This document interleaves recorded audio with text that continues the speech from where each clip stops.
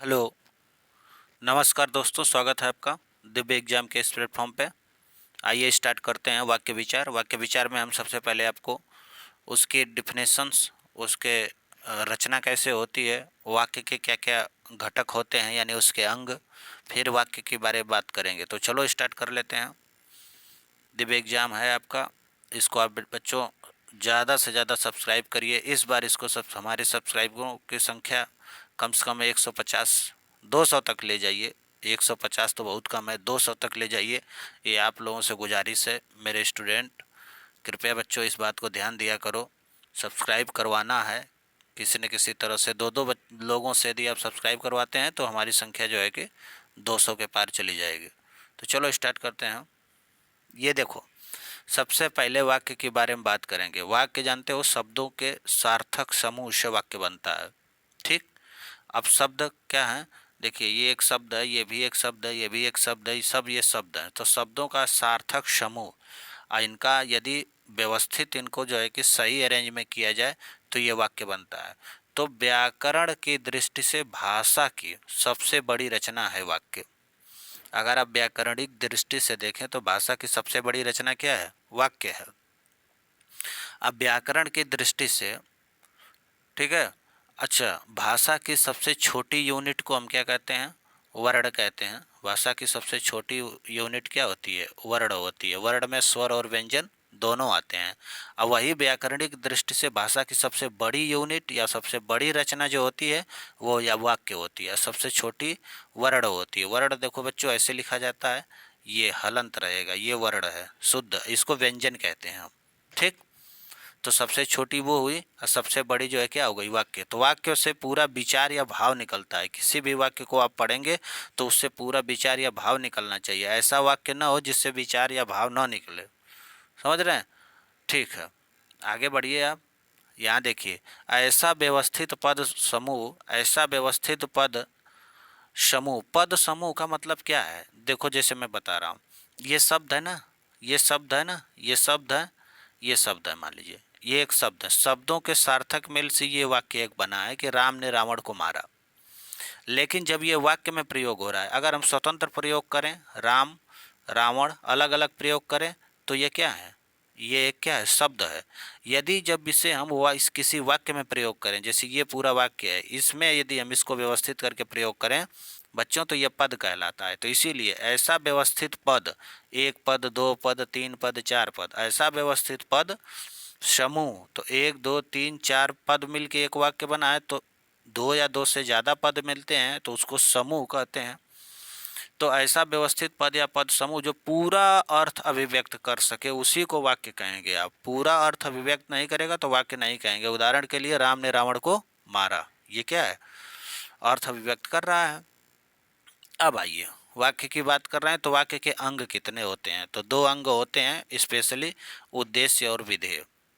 वाक्य के दो अंग होते हैं, वाक्य के दो भाग होते हैं, वाक्य के दो घटक होते हैं, कुछ भी आप कह लीजिए। ठीक है, तो एक उद्देश्य जिसको इंग्लिश में सब्जेक्ट और विधेय को प्रेडिकेट कहा जाता है। तो वाक्य में अनिवार्य रूप से कर्ता और क्रिया होते हैं, बिल्कुल अनिवार्य रूप से। यही दो बेसिक यूनिट हैं। यही दो यदि रहे तो वाक्य कंप्लीट है। जैसे मैं कह दूं कि सूर्य, चंद्रमा निकला, मैं कह दूं बच्चों कि चंद्रमा निकला, ये देखो, ये एक वाक्य हो गया, कंप्लीट है। ये कर्ता है आपका और ये आपकी क्रिया है। तो कर्ता और क्रिया जरूर होने चाहिए। अगर कर्ता और क्रिया दो हैं वाक्य में तो यह समझ लीजिए कि ये वाक्य क्या है? कंप्लीट है। तो वाक्य में क्या होने चाहिए? जरूरी रूप से, अनिवार्य रूप से कर्ता होने चाहिए और क्रिया होने चाहिए। इसके बाद तो कर्ता का विस्तार आप देखेंगे, क्रिया का विस्तार देखेंगे, कर्म देखेंगे, विशेषण उसमें रहता है, क्रिया विशेषण रहते हैं, निपात रहते हैं, योजक चिन्ह होते हैं, बहुत सारी चीज़ें होती हैं। लेकिन अनिवार्य रूप से वाक्य में जो जरूरी चीज़ें हैं बस दो चीज़ें हैं, कर्ता और क्रिया जरूर होने चाहिए। ठीक, जैसे राम आया, ये कर्ता ये क्रिया। लड़का आया, कर्ता है क्रिया। कर्ता मतलब जो जो वाक्य में काम करने वाला होता है उसको कर्ता कहते हैं। और क्रिया का मतलब जो वो काम करता है, आया, आना जाना, खाना, खेलना, पढ़ना, लिखना, सोना, ठीक है, डरना, देखना, ये सब क्रियाएं। घंटी बजी, कर्ता और क्रिया। अध्यापक पढ़ाने लगा, ठीक है, तो कर्ता और क्रिया, तो कर्ता और क्रिया अनिवार्य रूप से होने चाहिए वाक्य में। ठीक बच्चों। अच्छा, अब एक बात बताएं कि वाक्य के हमने दो अंग की बात की थी। एक की थी हमने उद्देश्य और दूसरा किया था हमने विधेय। तो हम सबसे पहले उद्देश्य को देख लें। उद्देश्य होता क्या है? तो वाक्य में उद्देश्य को ही क्या कहते हैं बच्चों? कर्ता कहते हैं। कर्ता के अलावा बाकी जितने पद या शब्द रहते हैं किसी वाक्य में उसको विधेय कह देते हैं। ठीक। तो उद्देश्य किसको कहते हैं? जो कर्ता होता है। वाक्य में जिसके विषय में कुछ कहा जाता हो वह उद्देश्य कहलाता है। और उद्देश्य कर्ता, कर्म या भाव विचार हो सकता है। उद्देश्य कुछ भी हो सकता है। उद्देश्य कर्ता हो सकता है, उद्देश्य कर्म बन सकता है, उद्देश्य भाव या विचार भी हो सकता है उद्देश्य के रूप में। जैसे मोहन दौड़ता है, मोहन उद्देश्य है। ठीक है। और उसके बाद जो बचा वो विधेय है। वह आया, ये वह उद्देश्य है और ये विधेय है। राम गया, ये उद्देश्य है और गया क्या है? विधेय है। ठीक है। ओके। तो उद्देश्य और विधेय हमने छोटे छोटे वाक्यों को लेके आपको बताया कि उद्देश्य और विधेय क्या होते हैं बच्चों। अब अच्छा, उद्देश्य के बारे में हम समझ लिए कि उद्देश्य कर्ता को उद्देश्य कहते हैं। उद्देश्य का विस्तार भी किया जा सकता है, यानी कर्ता को हम बढ़ा सकते हैं। जैसे देखिए, उद्देश्य का विस्तार कैसे करेंगे? यहाँ देख लीजिए, नीचे दिया हुआ कैसे करेंगे आप। जैसे लाल रंग की कमीज मेरी है। अगर मान लीजिए इसको हम मिटा दें तो ये वाक्य कंप्लीट है। कमीज मेरी है, अर्थ निकल रहा है। ठीक है। कमीज क्या है? मेरी है। अब बात यह है कि उद्देश्य का विस्तार, अब इस कमीज का विस्तार किससे किया है? लाल रंग की। अब लाल रंग की, ये इस कमीज का ये विस्तार है बच्चों। ये विस्तार किस रूप में है? विशेषण के रूप में है। ठीक है। तो ये विशेषण शब्द, शब्दों का एक ग्रुप इसके आगे रखा हुआ है, यानी विशेषण शब्द के रूप। अब लाल रंग की कमीज मेरी है, तो इतना से वाक्य कंप्लीट था। लेकिन उद्देश्य का विस्तार, ये उद्देश्य था, इसका विस्तार इसके आगे कर दिया, लाल रंग की कमीज। अब आपको उद्देश्य बताना होगा इस वाक्य में, तो ये पूरा उद्देश्य है। लाल रंग की कमीज ये उद्देश्य है या कर्ता। अब बाकी ये सब क्या है? विधेय। देखा आपने? दूसरा देख लीजिए, कार एक्सीडेंट में घायल व्यक्तियों को अस्पताल पहुंचाया गया। तो को अस्पताल पहुंचाया गया, ये तो आपका विधेय हो गया और इतना आपका क्या हो गया? उद्देश्य हो गया ये। ठीक है। जबकि बात इतने से बन जाती कि व्यक्तियों को अस्पताल पहुंचाया गया, लेकिन इसके आगे जो ये इतना शब्द जोड़ा है, इसके आगे जो बाबू ये जोड़ दिया है, व्यक्तियों के आगे जो ये इतना जोड़ा है शब्दों का गुण समूह या पदों का समूह, तो पदों का समूह जो इतना जोड़ दिया है, ये इसी की विशेषता बता रहे हैं कि ये कार एक्सीडेंट में घायल व्यक्ति कैसे, कौन वाले व्यक्ति? जो कार एक्सीडेंट में घायल थे, उनके बारे में बात। तो इस व्यक्ति के आगे इतना जोड़ा है, तो ये इनका विस्तार कर दिया है। तो अब हमारा कर्ता या उद्देश्य कितना बड़ा हो गया? इतना बड़ा हो गया कर्ता उद्देश्य, बाकी बचा विधेय। देखो यहाँ, बादलों से भरी रात डराती है। अब रात डराती है, बस इतनी बात थी, लेकिन हमने इसको बढ़ा चढ़ा के इसका विस्तार कर दिया। रात को के हम सोचे क्या विस्तार करें, तो बोल लिख दिए कि बादलों से भरी। यहाँ लिख सकते थे तारों से भरी रात। ठीक है। यहाँ लिख सकते थे कुछ भी लिख सकते थे। ठीक है। तो ये बात है। तो रात का हमने जो है विस्तार कर दिया, यानी उद्देश्य का विस्तार देखो ऐसे ही होता है। देखो यहाँ पे एक उद्देश्य का विस्तार एक और, वर्षा के समय मोर का नाचना अच्छा लगता है। अब मोर का नाचना अच्छा लगता है, ये हो गया, ये हो गया आपका ये एक वाक्य, कंप्लीट वाक्य है। मोर का नाचना अच्छा लगता है, लेकिन वर्षा के समय हमने जो है इसमें जो क्या है विस्तार कर दिया। अब हम समझ गए कि उद्देश्य का मतलब कर्ता, और कर्ता का हम किसी वाक्य में विस्तार करके भी लिखते हैं तो वह वाक्य बड़ा हो जाता है। ठीक है, बढ़ा चढ़ा के, समझ रहे हैं? तो वैसे ही आप विधेय पे आ जाइए, विधेय को देख लीजिए। अब उद्देश्य आप समझ लीजिए। अब विधेय, विधेय किसको कहते हैं? वाक्य में वह अंश जो वाक्य के उद्देश्य के विषय में बताता है उसको विधेय कहते हैं। उद्देश्य के विषय में मतलब क्या?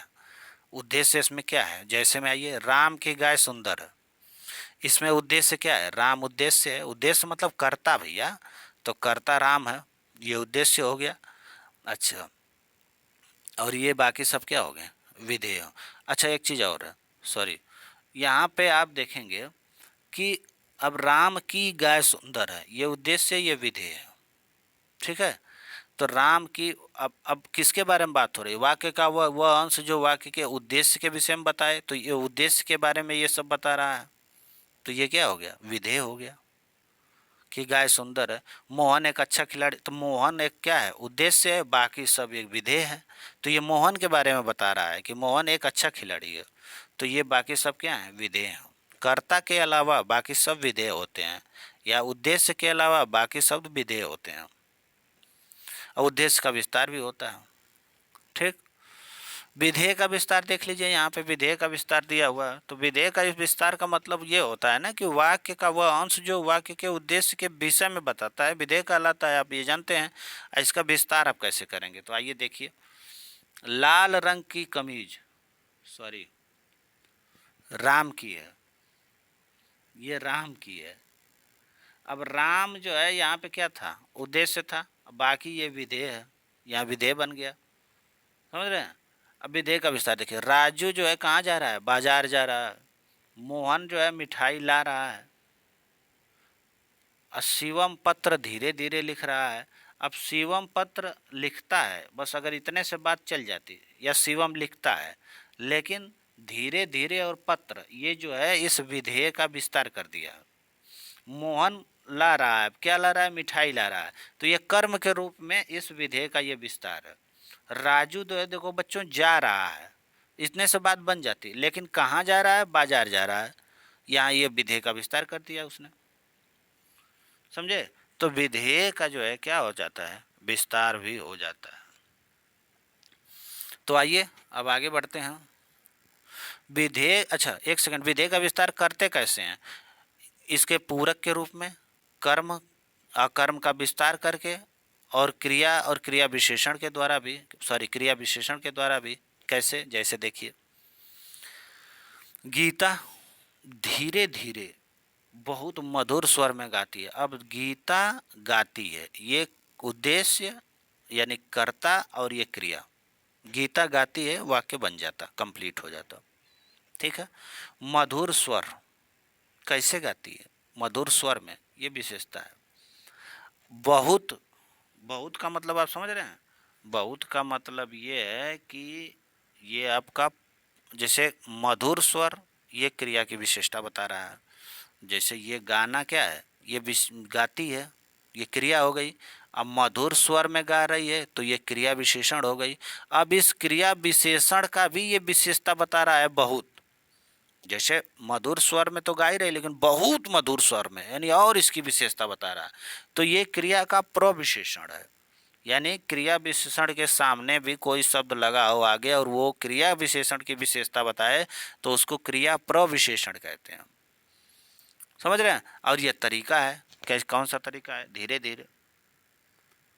तो धीरे धीरे हुआ, और मधुर स्वर ये दोनों क्रिया विशेषण है, और ये बहुत है तो क्रिया का प्रविशेषण है। समझ रहे हैं? तो अब विधेय का विस्तार हम किससे किससे करते हैं? पूरक शब्दों से, कर्म लिख के। कर्म क्या है? जैसे मैं आपको बता दूं कि मोहन एक अच्छा खिलाड़ी है, अच्छा खिलाड़ी है। अब मोहन खिलाड़ी है, वाक्य बन गया। अच्छा, उसका विशेषण लगा के हमने इसका विस्तार कर दिया विधेय का। ठीक है। इससे अभी हम विधेय का ही विस्तार किए हैं। समझ रहे हैं? तो हम कर्म लगा के, जैसे गीता पुस्तक पढ़ती है, अगर मैं लिख दूं कि गीता पुस्तक पढ़ती है। अब यहाँ हम क्या लगा के जो है कि इसका विस्तार किए हैं? गीता पढ़ती है, इतने से वाक्य बन गया था, लेकिन हमने पुस्तक लगाया। क्या पढ़ती है? पुस्तक पढ़ती है। तो पुस्तक है क्या? कर्म। तो कर्म लगाकर हम विधेय का विस्तार करते हैं। क्रिया विशेषण लगा के विधेय का विस्तार करते हैं। क्रिया प्रविशेषण लगा के विधेय का विस्तार करते हैं। समझ रहे हैं? पूरक शब्द लगा के जो है विधेय का विशेषण करते हैं, विधेय का, सॉरी, विस्तार करते हैं। पूरक शब्दों से भी जो है विधेय का क्या करते हैं? विस्तार करते हैं। ठीक है। जैसे मान लो यहाँ पे है, मेरे पिताजी क्या हैं? डॉक्टर हैं। अब एक सुन, मेरे पिताजी डॉक्टर हैं। अब इस वाक्य में जो डॉक्टर शब्द है, ये डॉक्टर शब्द जो है इस वाक्य में, ये जो डॉक्टर शब्द है वो है, ये इसमें क्रिया है। एक चीज़ है, मेरे पिताजी हैं, मेरे पिताजी उद्देश्य हैं जो है कि सॉरी मेरे पिताजी कर्ता हैं जो है कि क्रिया। मेरे पिताजी हैं वाक्य है, ठीक है, ठीक है, लेकिन क्या हैं? डॉक्टर हैं। तो ये डॉक्टर जो है इस हैं क्रिया का पूरक है। अब मेरे पिताजी डॉक्टर हैं, बिल्कुल स्पष्ट हो रहा है। तो वाक्य में देखिए, वाक्य में डॉक्टर शब्द जो है क्रिया का क्या है? पूरक है। यहाँ देख लीजिए, यहाँ दिया है कि वाक्य में जो डॉक्टर शब्द है वह क्रिया का पूर्वक। क्रिया कौन है क्रिया। यहाँ है एक विधेय है, विधेय का विस्तार भी है, और ये जो है कि पूरक है का पूरक कौन है? डॉक्टर शब्द है। ऐसा है बच्चों, एक बार फिर ध्यान से सुनो, थोड़ा सा एक बार लंबी लंबी सांस लो, एक बार और सुनो। जैसे मान लो कोई एक साधारण वाक्य है, साधारण वाक्य मैं ले लेता हूँ कि जैसे मान ले लूँ कि राम खेलता है। राम खेलता एक कंप्लीट वाक्य है। राम खेलता एक कंप्लीट वाक्य है।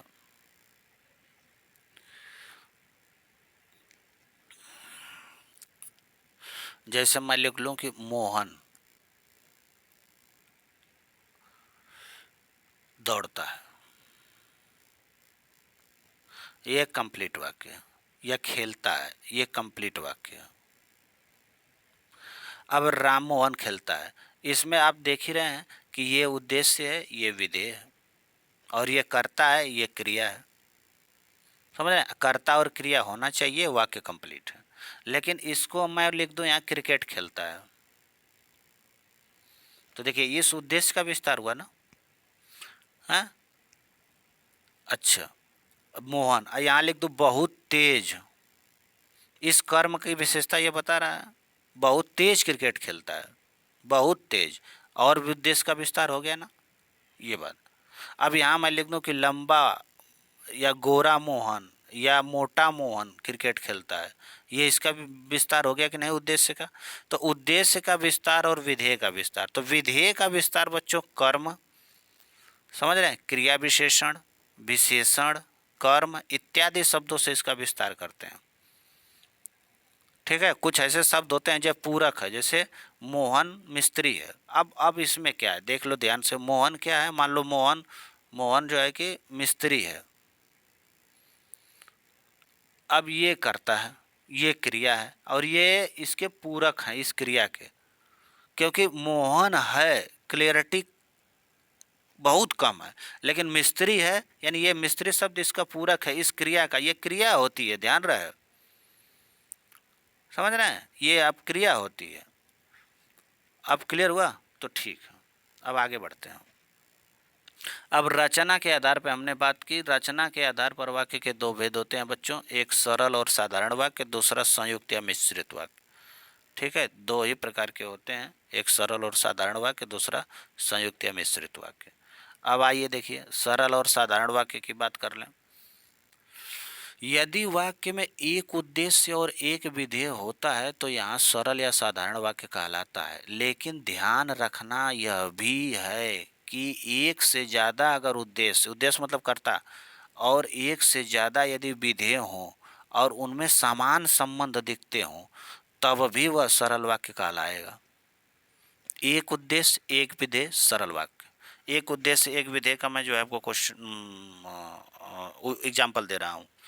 जैसे राम बाजार जा रहा है, राम उद्देश्य, बाजार जा रहा है विधेय। सीता जो है चाय बना रही है, सीता उद्देश्य, चाय बना रही है विधेय। एक उद्देश्य एक विधेय, या एक उद्देश्य एक विधेय, यानी एक कर्ता एक क्रिया। जैसे मोहन धीरे धीरे पत्र लिखता है, बस मोहन के बारे में उद्देश्य है, बाकी सब विधेय। एक उद्देश्य एक विधेय।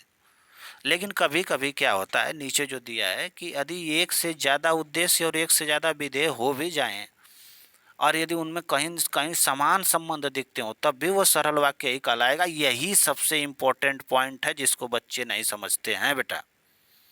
तो आओ मैं आपको दिखाता हूँ एग्जाम्पल के साथ। सबसे अच्छा होता है राम और श्याम पढ़ते हैं। देखो, राम और श्याम दो काम करने वाले हैं, दो करता हैं, ठीक है। यहाँ और योजक चिन्ह है, इन दोनों शब्दों के लिए योजक चिन्ह है, किसी उपवाक्य के लिए योजक नहीं है कि राम पढ़ता है और श्याम खेलता है। अगर ऐसी बात आ जाए कि राम पढ़ता है और श्याम खेलता है, तो यह संयुक्त वाक्य हो जाएगा, क्योंकि राम पढ़ता एक वाक्य कंप्लीट और श्याम खेलता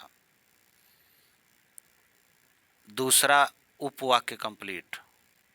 अब दो उपवाक्यों को जोड़ने वाला यहाँ मैं और लगा दूं कि राम खेलता और श्याम पढ़ता है, तो एक कर्ता एक क्रिया, दूसरी कर्ता दूसरी क्रिया, दोनों को जोड़ने वाला योजक चिन्ह, तो ये हो गया संयुक्त वाक्य। लेकिन बच्चों यहाँ पे देखो एग्जाम्पल में क्या दिया है कि राम और श्याम इन दोनों उपवाक्य को नहीं जोड़ रहा है ये, और यहाँ पे दो शब्दों को ये और जोड़ रहा है। तो दो शब्दों को जब ये जोड़ रहा है तो ये दोनों के समान संबंध किससे हैं? पढ़ने से हैं। दोनों एक ही काम करते हैं, दोनों के काम अलग अलग नहीं है, एक ही काम है। आदमी दो ही हो गए हैं, दो ही दो ही आदमी। यहाँ पे चाचा ध्यान देना, गड़बड़ा जाओगे। दो दो आदमी काम एक का है, इसका मतलब ये हो कि दो आदमी हुआ और काम एक हो, यानी कि ये जो उद्देश्य है आपका पूरा, ये जो विधेय है, इन दोनों का संबंध इस एक ही विधेय से है। अर्थात ये क्या है? सरल वाक्य। जैसे मोहन नहाता है, पढ़ता है और खेलने जाता है। हमने बताया था कि सरल वाक्य में एक कर्ता एक क्रिया, लेकिन देखा यहाँ मोहन नहा रहा है, पढ़ रहा है, दो काम, और तीसरा काम खेल रहा है, तो तीन तीन काम कर रहा है ये अकेला व्यक्ति।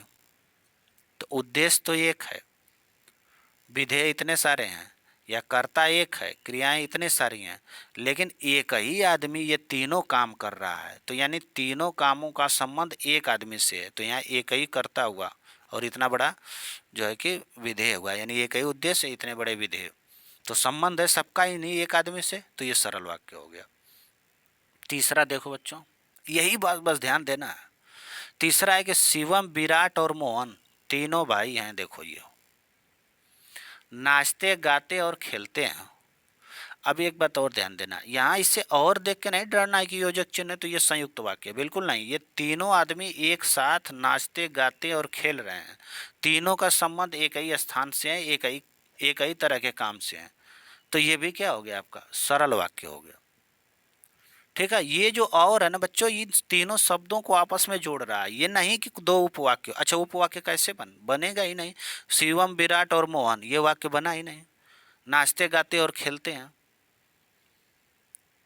ये भी नहीं बना मान लो, तो दो उपवाक्यों बने ही नहीं, तो दोनों को कैसे ये आप संयुक्त कहेंगे या मिश्रित कहेंगे या कुछ भी कहेंगे। ये देखो तीन लोगों का संबंध क्या है? एक साथ काम करना। अर्थात नीचे दिए गए उदाहरण में कर्ता पदों का समूह तथा क्रिया पदों का समूह बनकर तैयार हो रहा है। अब ये क्रिया पदों का समूह है, ये कर्ता पदों का समूह है। तो जब कर्ता के पद तीन से ज़्यादा लोग, दो से ज़्यादा लोग, और क्रियाएं एक दो तीन से ज़्यादा हों और समूह बने, ठीक है, एक दूसरे का संबंध स्पष्ट हो रहा है, तो यहाँ पे भी साधारण वाक्य है बेटा। इसको, इस कॉन्सेप्ट को यदि समझ लिए तो दुनिया के किसी भी एग्जाम, क्या मतलब इंडिया में ही सबसे बड़े बड़े एग्जाम होते हैं, कहीं अब फेलियर आपको नहीं मिलेगी। अब आइए साधारण वाक्य का मतलब समझ लिए। साधारण वाक्य में हमने बताया सबसे पहले एक कर्ता और एक क्रिया। अच्छा, इसी कर्ता को हमने आपको उद्देश्य कह दिया, समझ रहे हैं, और इस क्रिया को हमने विधेय कह दिया। राम जाता है, ये कर्ता ये क्रिया, ठीक। अच्छा, एक कर्ता एक उद्देश्य एक विधेय। एक बात और, लेकिन ये कर्ता के पदों का समूह है, जैसे राम, श्याम और मोहन स्कूल जाते हैं, तो तीनों लोगों का संबंध इस जाना से हुआ, यानी इस कर्ता का विस्तार हो गया। यहाँ यदि विधेय का विस्तार कर दें, नाचते गाते खेलते सोते हैं, विधेय का विस्तार हो गया। बहुत तेज दौड़कर बहुत तेज नाचते हैं, बहुत तेज खेलते हैं, धीरे धीरे खेलते हैं, तेज तेज नाचते हैं और दौड़ दौड़ के सोते हैं, ये विधेय का विस्तार कर दिया, लेकिन तीनों लोगों का संबंध इससे है, तो ये भी सरल वाक्य हुआ। लेकिन मिश्रित वाक्य में आप आ जाइए। मिश्रित वाक्य में होता क्या है कि मिश्रित वाक्य में एक से अधिक उद्देश्य तथा एक से ज़्यादा विधेय होते हैं, और एक उद्देश्य विधेय दूसरे उद्देश्य विधेय पर हमेशा आश्रित होता है। जैसे सीता जब गाती है तभी राहुल नाचता है, ध्यान रखे, अगर सीता नहीं गाती बेटा ना तो राहुल नहीं नाचता। तो मिश्रित वाक्य आप पकड़े कि ये दो उपवाक्य है ना, सीता गाती है एक कंप्लीट वाक्य है, कर्ता क्रिया यानी उद्देश्य विधेय। यहाँ राहुल उद्देश्य, नाचना विधेय, यानी दो, एक कर्ता पहली क्रिया, दूसरा कर्ता दूसरी क्रिया, यानी पहला उद्देश्य पहला विधेय, दूसरा उद्देश्य दूसरा विधेय। तो जब एक से ज़्यादा उद्देश्य और एक से ज़्यादा विधेय हों तो वहाँ मिश्रित वाक्य होता है, लेकिन दूसरा पहले वाले पे या पहला दूसरे वाले पे आश्रित होना चाहिए।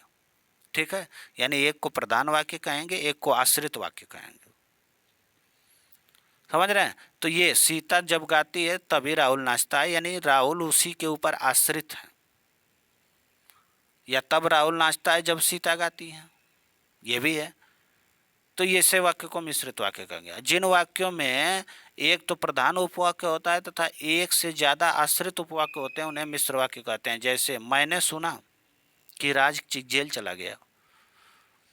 अब मैंने सुना, जैसे ही मैंने बोला सुना है, मैंने सुना है राज जेल चला गया। मैंने सुना है कि राज कहाँ चला गया, जेल चला गया। आगे आओ देखते हैं। मैंने अच्छा, दूसरा क्या है कि यह वही लड़की है। देखो यहाँ मैंने सुना है, एक उद्देश्य एक विधेय, एक उद्देश्य दूसरा विधेय। वैसे देखो यह वही लड़की है जो कभी बहुत अमीर थी, तो दो उद्देश्य, एक उद्देश्य दूसरा उद्देश्य, पहला विधेय दूसरा विधेय। जोड़ने वाला योजक चिन्ह जो, यहाँ जोड़ने वाला योजक चिन्ह की, तो की हुआ, जो हुआ, ये सब योजक चिन्ह जोड़ने वाले होते हैं। एक उद्देश्य एक विधेय, एक दूसरे पे आश्रितता है। यह वही लड़की है जो अमीर थी, यानी कि यह वही लड़की है के बाद हम कहेंगे कि बोलो बोलो बोलो बेटा, तो तुम कहोगे कि जो कभी अमीर थी। जैसे ही इसको कंप्लीट किया तब जाके मामला स्पष्ट हुआ वाक्य का। ठीक है, तो आश्रितता का भाव आ रहा है। मिश्रित वाक्य में क्या है कि आश्रितता का भाव है। तो मैंने सुना है, ये है प्रधान उपवाक्य आपका, और राज जेल चला गया, ये आश्रित था उस पर। और दूसरा था कि यह वही लड़की है जो कोई भी बहुत अमीर थी। समझ रहे हैं? तो बहुत अमीर थी, ये आश्रित उपवाक्य है, और यह वही लड़की है, ये प्रधान उपवाक्य है। उसी के बारे में बात हो रही है, उसी की क्रिया महत्वपूर्ण है। ठीक है, यहाँ पे देख लीजिए। अब नोट में क्या है कि मिश्र वाक्य में प्रधान उपवाक्य वह होता है जिसकी क्रिया मुख्य होती है, अर्थात बिना आश्रित उपवाक्य के भी उसका अर्थ निकलता है। समझ रहे हैं? बिना आश्रित उपवाक्य के भी उसका अर्थ निकलता है। मैं आश्रित उपवाक्य और प्रधान उपवाक्य आपको बहुत अच्छी तरह से समझाने वाला हूं बच्चों, इतनी अच्छी तरह से, इसमें मैं मान समझ रहा हूं कि आपको कन्फ्यूजन हो रही है। यहाँ पे आप देख लीजिए, आश्रित उपवाक्य जितने होंगे ना, एक ट्रिक याद रखिए, इसी ट्रिक से आप पकड़ लेंगे। अगर जिसको न समझ में आ रही बात वो इससे पकड़े कि जितने आश्रित उपवाक्य होंगे उसमें उसका प्रारंभ तो से होगा, कि, जो, जिसे, यदि, क्योंकि इत्यादि अव्ययन से होता है। देखो यहाँ जैसे हो रहा है, आश्रित उपवाक्य इसमें कौन है, इसमें पहचानो, हमने बताया प्रारंभ, ये आश्रित उपवाक्य है तभी इसका प्रारंभ की से हो रहा है, ये आश्रित उपवाक्य है तभी इसका प्रारंभ जो से हो रहा है। ठीक है, तो ये थोड़ा सा ट्रिक है पकड़ने के लिए। अब इसको विस्तार में समझने के लिए मैं आपको बता रहा हूँ कि आश्रित उपवाक्य और प्रधान उपवाक्य होता क्या। ठीक है, अच्छा, यहाँ पे दिया है कि मिश्र वाक्य में प्रधान उपवाक्य वह होता है जिसकी क्रिया मुख्य होती है, अर्थात बिना आश्रित उपवाक्य के भी उसका अर्थ निकलता है। ठीक है, अच्छा, ये तो हो गया था। एक सेकंड, अब यहाँ पे आप जो है थोड़ा सा रुकिए, इसको हम आश्रित उपवाक्य और प्रधान उपवाक्य को पार्ट 2 से स्टार्ट करेंगे, और फिर आपको बताएंगे कि सरल वाक्य बनाना बताएंगे, कैसे बनाते हैं बच्चों, मिश्रित वाक्य कैसे बनाते हैं इसको बताऊंगा, संयुक्त वाक्य कैसे बनाते हैं इसको बताऊंगा। तो मिश्रित, सरल और संयुक्त वाक्य कैसे बनाते हैं बताऊंगा। पहले आपको प्रधान एवं आश्रित उपवाक्य अच्छे से समझा दूं, ताकि सरल वाक्य तो आसान था, लेकिन मिश्रित वाक्य और जो आपका संयुक्त वाक्य है ये थोड़ा सा आपको कठिन दिख रहा है। संयुक्त वाक्य भी आपके लिए आसान है। उसमें क्या था, हमने बताया था कि दो उद्देश्य दो विधेय हो, बीच में एक योजक चिन्ह हो। ठीक है, ये बातें थी। तो प्रधान और आश्रित उपवाक्य को समझने के बाद आप संयुक्त और मिश्रित वाक्य को अच्छे से समझेंगे। संयुक्त और मिश्रित और सरल वाक्य हम आपको बनाना बताएंगे। इसके बाद आपको बताएंगे कि अर्थ के आधार पर वाक्य के कितने भेद होते हैं। फिर सबसे इम्पोर्टेंट चीज़ आ जाएगी कि पदक्रम में जो कैसे सेट करते हैं। सबसे पहले कर्ता होगा, फिर कर्म होगा, फिर क्रिया होगी, समझ रहे हैं। और इससे जो विस्तार होता है, कर्ता का भी विस्तार विशेषण से करते हैं लोग, जैसे जैसे फिर पदक्रम जो शब्दों का पद होता है किसी वाक्य में, उससे संबंधित हम नियम की बात करेंगे। और नियम के बाद हम आपको जो है कि इस चैप्टर को पदबंध से समाप्त करेंगे। ठीक है, thank you, best of luck. आप तैयारी करिए बच्चों, ध्यान से करिए, चैनल को सब्सक्राइब करिए ज़रूर से ज़रूर, कम से कम सब्सक्राइबरों की संख्या 200 तक ले जाइए। इसके बाद मैं आपको ऐसे ही फ्री इम्पोर्टेंट और समझ लो कि रेलेवेंट टॉपिक और सबसे अच्छे तरह से हिंदी को मैं आपके सामने रिसर्च लेवल का पेश कर रहा हूँ, इसका आप एंजॉय करिए। Thank you.